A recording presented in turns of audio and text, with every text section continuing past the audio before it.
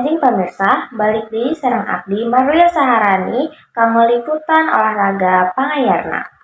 Kemenangan dina ajang kejuaraan nasional ke-15 antara klub putra anu lumangsung ti 17 nepi ka 24 September 2024 diraih ku Aras Gading Muda.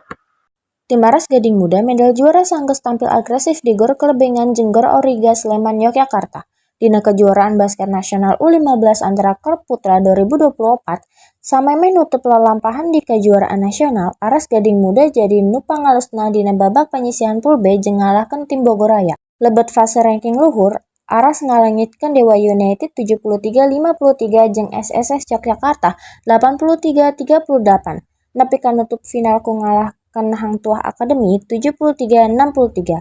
Sangka ngagampangkan pangwangunan Perbasi oge ngajen kana prestasi pamain basket ngora ieu.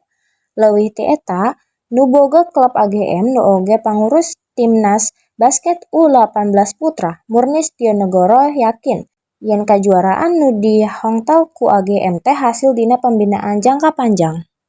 Sama bonding sejak mereka berumur 9 tahun, yang artinya mereka sudah bersama-sama kira-kira sekitar 8-9 tahun. Dari sisi lain, dalam perjalanannya saya melihat bahwa baik pelatih maupun anak-anak dan orang tua sangat begitu gigih dan ulet sehingga hasilnya tercapai pada hari ini. Kejuaraan nasional antar klub ieu, pamain AGM Benjamin Piet Hernusi oge dinobatkeun salaku Most Valuable Player. Sanes AGM wangkul anu juara di sektor putra, tapi tim putri GMC Cirebon oge tiasa ngajamin juara di Gor Sahabat Arena Semarang.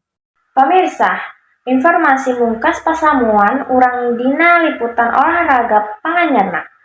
Abdi Marlia Saharani pamit ningali anjeun. Salam olahraga.